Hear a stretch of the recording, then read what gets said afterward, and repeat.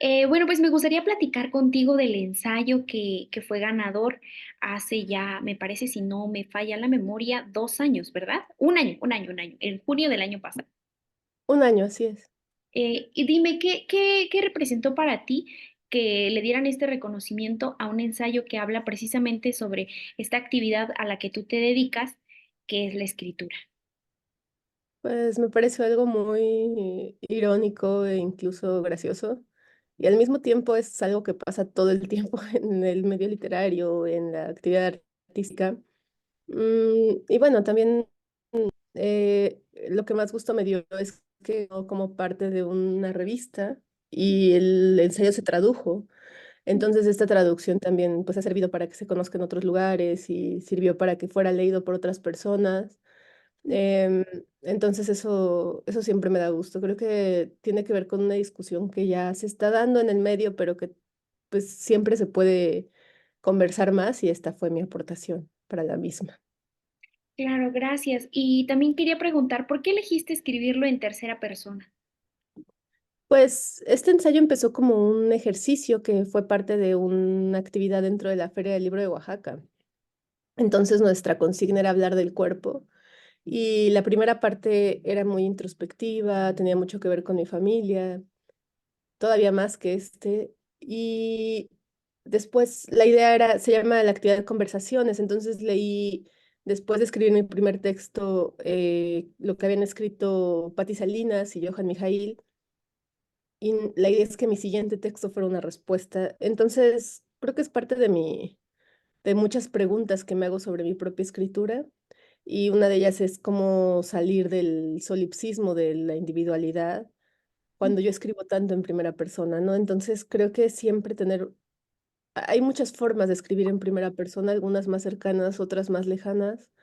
Tiene mucho que ver con las intenciones narrativas y en este caso quise intentar hacer una tercera persona para desdoblarme, para poder decir de otra manera cosas que ya tenía en la mente y creo que de hecho algunas de las conclusiones que se sacan de leer este texto no se me habrían ocurrido si lo hubiera escrito en primera.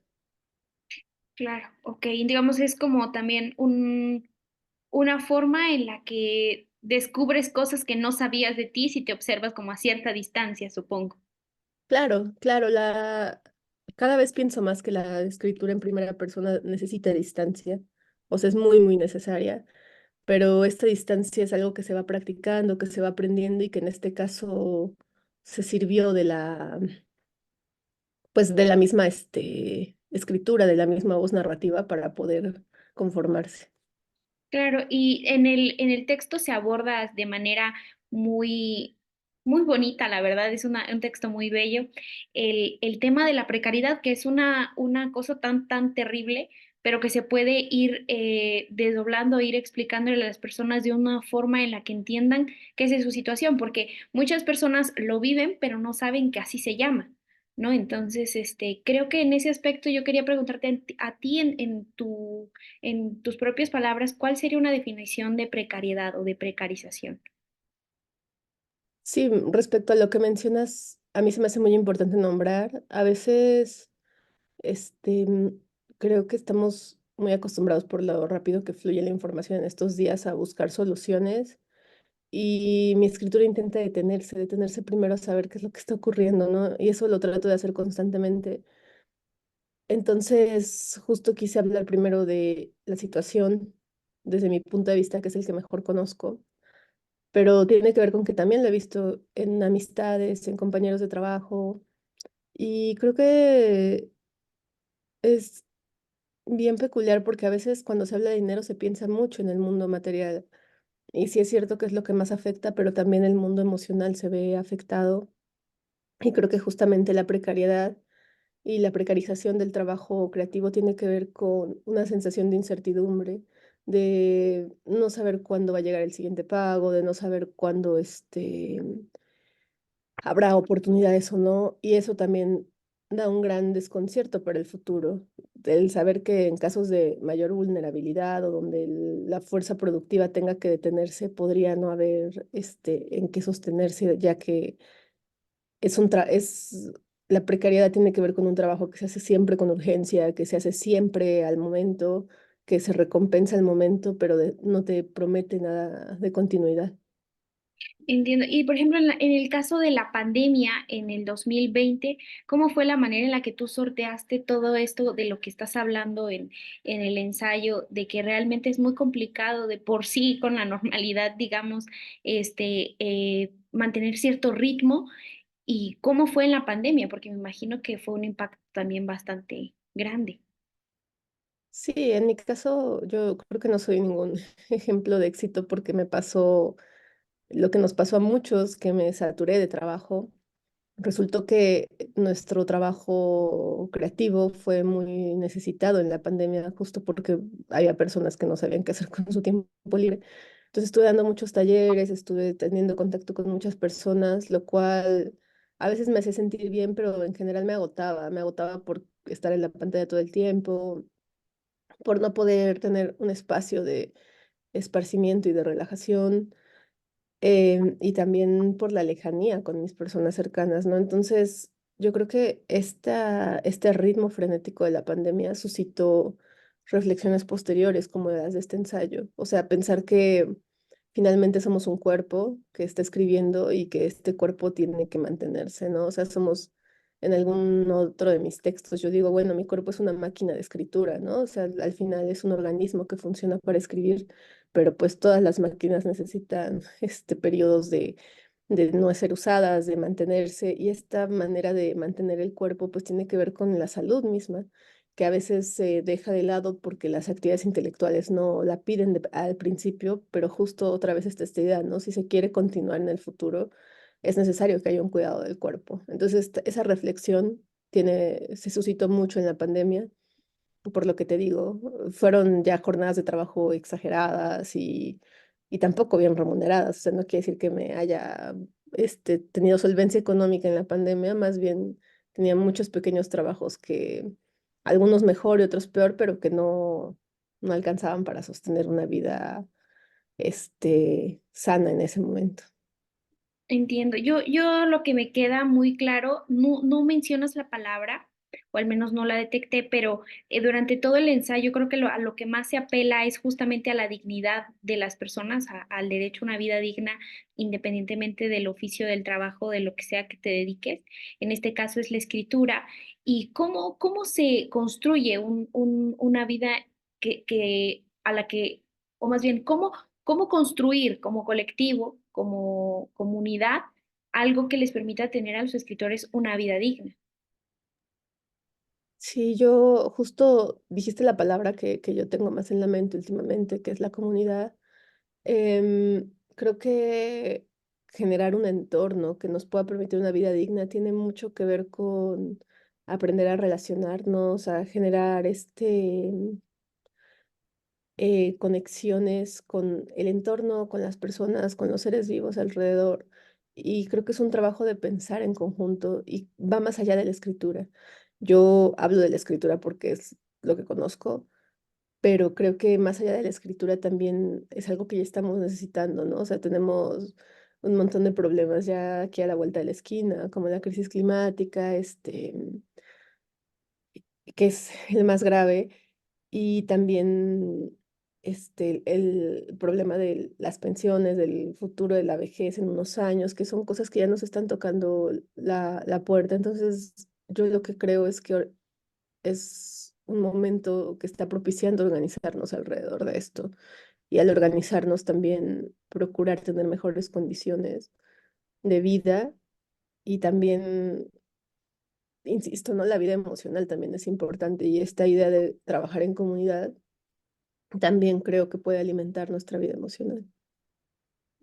Claro, y también otra de las cosas que me llamó mucho la atención es esta parte en la que decías es que las familias de clase media que no viven acomodadas sino incómodas no pueden darse el lujo de tener un escritor, ¿no? O una escritora, no pueden darse, porque realmente llega un punto en el que parece que es eso, poderte dedicar a la escritura es un lujo o un privilegio reservado para determinado tipo de personas con ciertas características, pues, de vida, pero no es para todos. Entonces, ¿ahí qué pasa? Porque también estuve leyendo estas semanas recientes que hubo mucha crítica alrededor de lo que está pasando en el mundo editorial, que una de las mencionadas era justamente la escritora que ganó el Pulitzer, y fue algo que me llamó mucho la atención. 2 semanas después gané el Pulitzer y ya como que esta crítica que se le estaba haciendo también, pues queda un poco hacia atrás, pero a lo que voy es a que, digamos, es como si hubiera, es más bien un sistema en el que no se permite que para todo sea la escritura.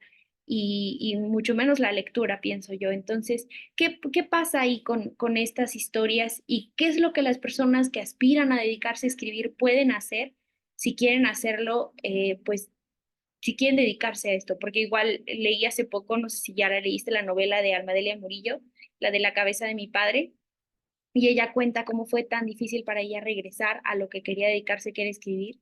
Entonces sí, es algo muy difícil, esto. Entonces, ¿qué consejo le darías a las personas que quieren dedicarse a esto? Es bien complicado dar un solo consejo porque varios de los temas que mencionaste van por separado, ¿no? Uno de ellos sería empezar por la clase media. Em, sí es cierto que la literatura en Occidente se piensa como un lujo de la burguesía, pero bueno, ya tenemos mucha distancia recorrida de esto, entonces yo creo que ahí hay algo que nos toca como sociedad, que es algo tan simple como darle su espacio y su lugar a la lectura. No, y es complicado porque muchas veces se promueve leer te hace mejor persona, leer te va a ayudar a superarte o estudiar va a hacer que destaques, pero aquí la idea es que la lectura no es un medio para conseguir un fin, es una forma de conectar con nosotros mismos, es una forma de pensar en compañía de otros. Entonces, justo creo que tiene que ver con darle un valor al ocio, pero al ocio no pensado como solo no hacer nada, absolutamente nada, sino hacer actividades que no sean útiles para el sistema, que no generen utilidades, que no sean remuneradas. Y fíjate, últimamente he estado dando muchos talleres y he descubierto toda una comunidad de personas que están interesadas y eso a mí me fascina, ¿no? Personas que tienen interés en escribir sus historias, que tienen interés en leer a otras personas. Hace poco en un taller una chica me dijo, oye, gracias, porque esto me libera, ¿no? O sea, al final del día salgo de trabajar y tengo este espacio donde hablamos de si el título del texto es el adecuado o no, y eso me ayuda a pensar la vida de otra manera y a sentirme distinta, ¿no? Entonces, creo que esto se va relacionando con mucho de nuestra vida emocional, o sea, con darle lugar a este espacio que muchas veces pasa en la clase media, que como venimos de familias que han tenido muchas carencias económicas, dejamos la salud al final y la salud emocional ni siquiera se menciona, ¿no? Entonces creo que estamos en un momento donde sí es necesario ponerla al frente y entender que todo lo que es la creación es parte esencial de nuestra vida y que también es parte de esta idea del bienestar, ¿no? Ujú, Eso por un lado, y no necesariamente leer, digo, hay gente a la que le gusta bailar, actuar, jugar, pero sí darle su espacio al ocio. Y respecto a la remuneración en los medios editoriales, creo que insisto en que es necesario organizarnos para empezar. Hace mucho que se está hablando de crear un tabulador de servicios editoriales, que es algo que no se ha concretado. Yo no diría, yo voy a organizarlos porque no tengo la capacidad, pero sí tratar de pensar. Creo que otro problema que veo aquí son las redes sociales que tienden más a polarizar y a segmentar que a ayudarnos a pensar en objetivos comunes. O sea, entiendo que las denuncias son necesarias, muchas veces sirven como una forma de poner el dedo en el renglón de, oigan, esto está ocurriendo. Pero por otro lado, algo que he notado a lo largo del tiempo es que después de las denuncias no pasa nada. Em, entonces la pregunta sería, bueno, ¿y luego qué, no? Ya nos desfogamos, ya hablamos, ya criticamos. Em, También creo que siempre hay que tener un punto de vista muy crítico en cómo criticamos, en qué se cuestiona y qué no, porque esto daría para un debate inmenso sobre qué figuras suelen las redes sociales ensañarse o ponerse encima, ¿no? Muchas veces se piensa muchas veces las denunciadas ahorita en lo del medio editorial han sido mujeres, también cuando se trata de escritoras son jóvenes. A mí se me hace muy peculiar que no nos atrevamos a denunciar pues a la gente que tiene más poder, ¿no? A veces, uno, porque a veces están ocultos, por ejemplo, en las editoriales, quiénes son los presidentes, nadie sabe. O sea, a veces son editoriales transnacionales que tienen toda una historia muy truculenta y muy oscura. O sea, si nos pusiéramos a investigar cómo surgieron las grandes editoriales transnacionales, también nos encontraríamos con cosas muy espantosas. Y por otro lado, también hay instituciones que ya están muy, muy cimentadas en México, ¿no? Entonces a mí se me hace muy raro que no salgan los nombres de los directores de esas instituciones. Siempre nos estamos yendo sobre los subordinados, que pueden tener muy malas prácticas, pero insisto, ¿por qué se critica a unos y otros, no? A veces parece que también tiene que ver con otras cosas, ¿no? Con la forma en la que se mueve el medio, de por qué ella sí lo tiene y yo, o una comparación constante de las oportunidades que se han tenido, ¿no? Entonces es muy complicado. Mi consejo sería eso, buscar una comunidad y trabajar con ella, o sea, desde el flanco en el que estés, ¿no? O sea, podría ser que estás empezando y yo siempre recomiendo, júntate con amigos a tallerear, amigos que quieran escribir, busquen herramientas, busquen lecturas que les sirvan para leer sus textos y después en la publicación, hacer publicaciones independientes. Hay mucho trabajo que hacer en la difusión, en el compartir la lectura, y yo preferiría que esas energías se usaran en eso, pero bueno, tampoco es algo que una pueda decidir, pero por eso me mantengo muy al margen de los debates en redes. Siento que es muy fácil malentender, que es muy fácil polarizar, que en dos renglones no se puede decir todo y que al final siempre acaba una defendiendo su postura en vez de pensar, ser parte del gremio, ¿no? O sea, es como, ah, yo tengo razón, tú no tienes razón. Entonces, eso, eso a rasgos generales. Y yo siempre voy a acabar con la, no es como seamos todos amigos, pero siempre acabo pensando, todos somos colegas, estamos en el mismo barco, tratemos de buscar herramientas que nos sirvan a todos o que en un futuro puedan servirle a quienes entren en este gremio, ¿no? Que siento que es algo, a mi generación le tocó entrar en un punto en donde el gremio estaba muy segmentado, muy abandonado, donde algunas propuestas habían funcionado y ya habían dejado de funcionar. Entonces creo que sí nos toca construir en ese sentido. Claro, sí, y sobre eso también, por ejemplo, ¿cómo hacer para no terminar romantizando la precariedad? Porque muchas veces es como, es que viene desde abajo y lo hizo como, se volvió una persona muy profesional y demás, pero también se cae en esto de, ah, lo hizo y pues fue por cuenta propia al final de cuentas, ¿no? Porque no hay estas herramientas, como dices, para que pues pueda hacer un trabajo digno desde el principio. Yo creo que hablando y poniendo, siendo muy transparentes con nuestros procesos. Ya lo decías tú, ¿no? Hay un misticismo alrededor de las letras de, oh, este escritor, escritora surgió de la nada y es genial. Y esta idea de la genialidad es muy tramposa porque implicaría que no, no hay nexos con nada alrededor y a veces... Si te pones a investigar o conversar con los escritores, dices, ah, es que fue alumno de tal escritor que le ayuda a impulsar su carrera y eso no tiene nada de malo, eso pasa mucho, ¿no? Yo como profesora a veces digo, a estos alumnos no solamente es parte del talento, sino la persistencia, ¿no? Como todavía sigue y sigue y le sigue dando vueltas, digo, ok, me gustaría que después publicara, ¿no? Y si yo puedo hacer algo, lo voy a hacer. Entonces, creo que tiene que ver con eso, con ser muy transparentes. A veces a mí me preguntan, ¿no? Es que tú cómo le hiciste para llegar a la editorial donde estás. Entonces yo les digo, trato de ser lo más sincera y sintética posible. Les digo, pues la verdad, tocando puertas. Y muchos me dicen, es que yo pensé que te habían llamado y les digo, no, yo fui con mi manuscrito y llegué, ¿no? O sea, obviamente ya habían pasado algunas cosas, el libro ya era más conocido, pero a veces es eso, a veces es tocar puertas, a veces también es entender cómo, hacia dónde va tu obra. Eso también es súper importante. Me ha pasado muchas veces que yo estoy asesorando personas y quieren la editorial A cuando su libro yo lo veo en la editorial C, o sea, y no tiene nada que ver una con la otra, ¿no? Una es súper comercial, otra es artística, y entonces también es eso, aprender a entender la obra. Entonces, todas estas estrategias, creo que si se conversan, pueden darnos más claridad, ¿no? Incluso a veces hablando mucho con personas, al final me dicen, ¿sabes qué? Yo no quiero publicar, yo quiero hacer un fanzine, yo quiero dárselo a mis amigos y ya no quiero, o sea, todo eso que me estás diciendo es demasiado. Entonces, es bueno hablar y matizar y decir, sí, hay libros, hay librerías, hay libros que se ven hermosos en los estantes, pero preguntarse, ¿yo quiero eso en realidad? Y si sí, ¿cómo podría lograrlo? ¿A quién me puedo acercar?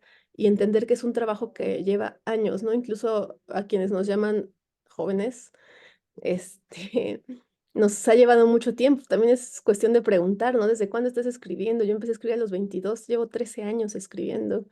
Y mi primer libro se publicó hace 5, entonces me tardé 8 años en publicar. Tampoco es algo que pase de la noche a la mañana.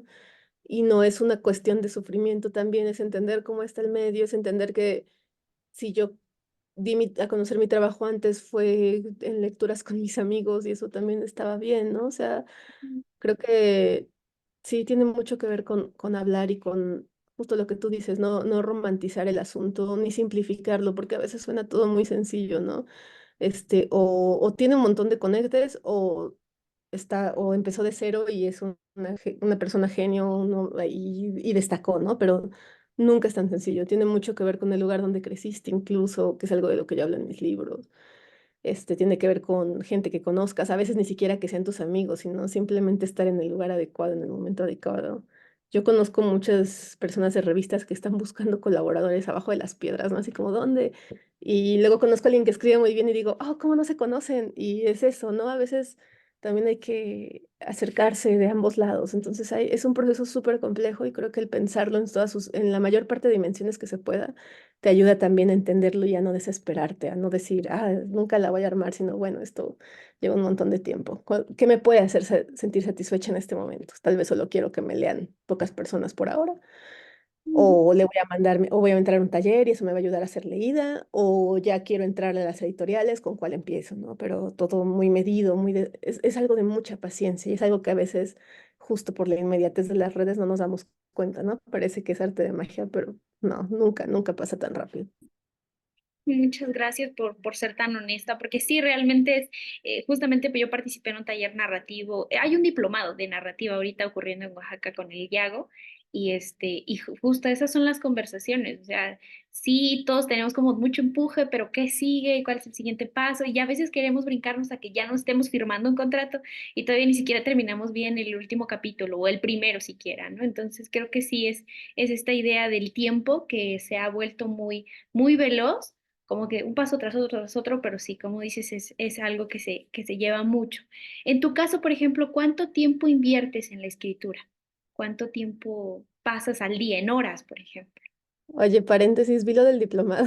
Sí, es súper bonito, me encantaría algún día leerlas. Vi que había muchas chicas en el diplomado, que son casi puras mujeres. Sí, se ve súper hermoso. Y aparte el Yago lo amo, pero bueno, Sí. cierro paréntesis. Pues mira, mi vida es escribir, pero la escritura en sí, Ujú. em, no tengo una rutina, yo trabajo por proyectos. Me cuesta mucho medir cuánto le dedico a cada proyecto, pero yo creo que sí me puedo llevar. Uf, un texto, hablemos de solo un texto, que me encarguen una reseña, por ejemplo, me puede llevar 2 semanas y el total de horas pueden ser unas 15, ¿no? Si soy una persona organizada, 2 al día. Si soy una persona desorganizada, 3 días de intensidad. Mm, y otra cosa, que escribir es todo, ¿no? O sea, escribir es revisar, lo cual a veces me lleva un tiempo frenético, innecesario y obsesivo. Escribir es administrar. O sea, yo tengo muchas cosas de administración. Neta, mi sueño es tener un asistente, pero no me alcanza, entonces soy mi propio asistente. Es como correos electrónicos, citas, incluso decir que no, pues te quita tiempo, las redes. em, También colaborar con amigos. A veces ellos me revisan mis textos, yo reviso los suyos, es un intercambio que hacemos. Y algo bien importante que también trato de mencionar mucho en mis talleres. Escribir para mí es un estado de conciencia donde siempre estás escribiendo, ¿no? Entonces está esta idea de ir buscando alrededor lo que vas a encontrar para tus textos, ¿no? Entonces, cuando tengo, por ejemplo, ahorita acabo de terminar un libro que de hecho se va a llamar igual que este ensayo, va a salir ya en 15 días, bueno, en junio ya va a estar disponible. Em, y yo andaba así. De hecho, el libro se llama Dinero y Escritura, ¿no? Y andaba dinero y escritura, o sea, pero literal de que luego me levantaba y decía, tengo que anotar esto. Entonces ya de pronto el celular, las notas, en los mismos talleres estoy hablando con los alumnos y digo, esto quisiera atenderlo, ¿no? Entonces ahí no puedes contar cuánto te dedicas, hay un momento frente a compu, y hay muchos momentos que son leer, escribir, y esto me doy cuenta por mi pareja, él también es escritor, y a veces estamos en temas distintos y él no se da cuenta, no vemos la misma peli y yo digo, claro, es que eso tiene que ver con el dinero y la escritura. Y él me dice, pues yo lo pensé como relacionado a los diarios, porque es su tema. Entonces digo, ah, yo soy la que está en ese modo de mi tema, y entonces eso también cuenta como parte del proceso, pero pues no sé cuántos minutos son, pero está ahí, ¿no? Entonces sí creo que es algo muy constante, muy latente, y más que estarse presionando, que a veces a mí me pasa mucho, ¿no? Como tengo que escribir, tengo que intentar escribir, es más bien decir, ok, digo, gestión de una misma, ¿no? Hacia, a ver, ¿qué es lo que más me interesa ahora? ¿Qué tema quiero tratar? ¿Qué tengo que entregar? ¿Qué lectura me ayudaría para esto? ¿Y qué parte puedo disfrutar mucho, ¿no? O sea, como, ah, esta parte se ve divertida, ¿no? Entonces voy a hacer, quizá voy a ver esa peli y ya luego leo el libro porque me da un poco de, estoy muy cansada de leer. Entonces veo la peli, tomo notas, días después empiezo con el libro y luego estoy conversando con mis amistades y me dicen, oye, ¿has visto esto? Y se va nutriendo y se va haciendo un proceso muy rico que es muy inmersivo, pero también muy satisfactorio. O sea, como que al final dices, ay, incluso a veces de mis textos saco ejercicios para el taller y entonces todo se va conectando, ¿sabes? Y eso es creo que es una de las formas más bonitas de escribir, cuando tu día a día te va dando estas herramientas. Claro, es como si ya absolutamente toda tu vida gira alrededor de eso, entonces no hay como un momento en el que no estés escribiendo en realidad. Sí, sí, eso pasa un montón. O sea, estás lavando los trastes y dices, sí, o siempre salgo de bañarme y es con mi pareja, se me acaba de ocurrir algo. Y dice, siempre que sales de bañarte me dices eso. Y yo así de, pues es que el jabón, ¿no? O sea, La sí, es lo que inspiración. pasa. La inspiración. Claro. Bueno, pues la verdad es que sí, es muy interesante el tema porque justo llega en un punto en el que creo que en muchos lugares se está discutiendo, no solo por ejemplo lo del tema de las 40 horas laborales, que se le baje y que haya más descanso, se habla mucho del descanso. De hecho, vi lo que publicaste justo, que compartiste que estaban convocando para que todos nos conectemos a una hora el viernes 17 de mayo, si no me equivoco, a descansar. Entonces, el descanso, ¿cómo priorizar el descanso? Y esta ya es para cerrar ya este tiempo de preguntas. ¿Cómo buscamos esos tiempos para el descanso? ¿Cómo llegar a él? Porque a veces pareciera que llegamos tan abruptamente al descanso que no descansamos en realidad, ¿no? Y pasan muchas cosas porque es algo complejo y que cambia con cada persona. Claro, ahí te digo, es donde empiezas ya a mezclar las emociones, la introspección, la historia de vida con todo este proceso. Fíjate que ayer vi una expo de Canex Zapata en el Palacio de Autonomía de la UNAM y él habla de inteligencia artificial y era un video ensayo. Entonces al final había una parte donde decía, yo creo que la forma de subvertir la máquina, el algoritmo, que a veces es muy alienante, muy individualizante, es usarlo mal. Entonces justo creo que es la finalidad de este performance, ¿no? Del dormir en Zoom, porque Zoom es para trabajar. Entonces estás transgrediéndolo al usarlo mal. O sea, lo peor que puede ser en Zoom es ver gente durmiendo, ¿no? Según lo que seguramente la gente pensaba cuando creó Zoom. Entonces, creo que por ahí podemos encontrar estos resquicios para, desde la escritura, desde la creación, dedicarnos a eso, ¿no? O sea, hay textos, hay ensayos sobre la pereza, sobre el ocio, hay un libro en Tumbona de posturas para acomodar la cabeza. Creo que se puede jugar mucho con esto. Y en lo que refiere a la vida personal, creo que, y es parte del ensayo, ¿no? Al final es hasta un ciclo, o sea, uno quiere ser productivo, pero no se puede ser productivo sin descansar, o sea, frenéticamente, sí. Y eso es algo que todos hemos pasado en la vida, en la universidad, en la escritura, en algún punto donde voy a seguir, y a mí me pasa, ¿no? A veces digo, no, tengo que entregar, y estoy así, y de pronto estoy viendo la computadora y digo, ya no estoy haciendo nada, estoy exhausta, mi cuerpo me está pidiendo, llevámonos a descansar, ¿no? Y últimamente he tratado de hacerlo, de descansar mejor, o sea, como todas estas trucos que te dan, ¿no? Higiene del sueño, haz la misma rutina antes de dormir, no trabajes donde duermes, que es algo que a mí me costó y ya es una ley, o sea, ya antes trabajaba mucho en la cama y después dije, no, porque es mucho, ¿no? Ese es el escritorio, es la cama, o sea, tratar de acomodar estos espacios. Y me ha pasado que he tenido sueños muy creativos y eso me da risa, ¿no? O sea, que al final me trato de alejar de eso pero la mente justo cuando tiene este tiempo de relajación es cuando mejor puede crear. Entonces, es una paradoja, ¿no? Yo quiero trabajar, quiero ser productiva, pero lo que necesito es descansar para ser productiva y creo que es algo que a veces no tenemos alcance para ver por esta idea de tener resultados muy pronto. Entonces, eso, creo que eso puede ser como un punto de partida. Claro. Muchas gracias de verdad, Olivia, por tu tiempo, por haberme contestado cada una de las preguntas. Y ya como pilón nada más, para terminar, mencionabas este tema de la inteligencia artificial y me acordé justo de todos estos manuscritos que se han generado con inteligencia artificial y que ha sido también parte de una discusión porque pues está suplantando de cierta manera pues el trabajo que lleva mucho tiempo para un escritor. No va a ser lo mismo, por supuesto, pero sí se está vendiendo, o sea, sí hay gente que lo consume, ¿no? Claro. Pues creo que tiene que ver incluso con lo que decía Canek ayer, bueno, en este videoensayo. Las máquinas tratan de imitar lo más que pueden la creatividad humana, porque están programadas para ello. Pero justo cuando hacemos las cosas mal es cuando ya no pueden, porque tienen una manera de seguir un procedimiento. Entonces yo algo que repito y que sigo pensando es que nuestra creatividad radica en nuestras contradicciones y en nuestros errores.